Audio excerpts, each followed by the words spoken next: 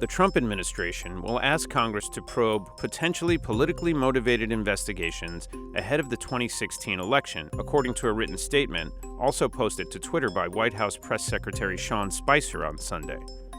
The statement was apparently in reference to President Donald Trump's claim, without evidence, that he was wiretapped by his predecessor just before the 2016 election.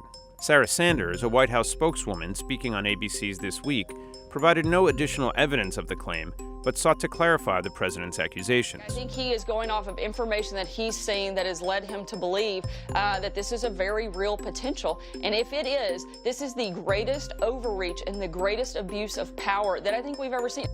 The reference to, quote, potential abuses was a change from Trump's tweets on Saturday, in which the president said unequivocally that his phones had been tapped.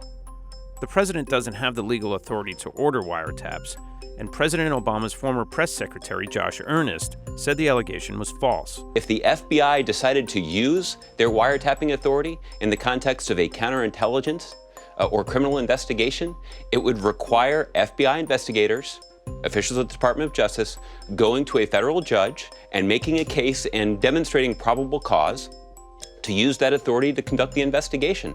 That is a fact.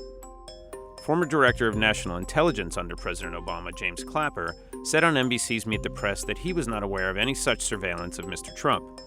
There was no such wiretap activity mounted against the president-elect at the time, or as a candidate, or against his campaign.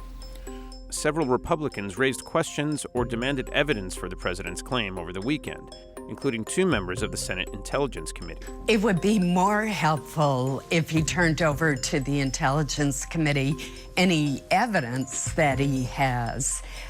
What we need to deal with is evidence, not just statements. At this point, I've seen no evidence of what he's alleged. I've never said that before. I wouldn't say that to you today. I have no basis to say that. If the president or the White House does, then they're going to lay that out over the next few days, and we're all going to be very interested to see just exactly what it is they were talking about. House Minority Leader Nancy Pelosi said on CNN's State of the Union that President Trump's accusations were an effort to divert attention from his administration's alleged connections to Russia. Well, the president, you know, is the deflector in chief. Anything to change the subject from where the heat is. And as one who has been engaged in intelligence, a member of the Gang of Eight for a long time, I can tell you that it's just ridiculous for the President Trump, to say that President Obama would ever order any wiretap of an American citizen, any president.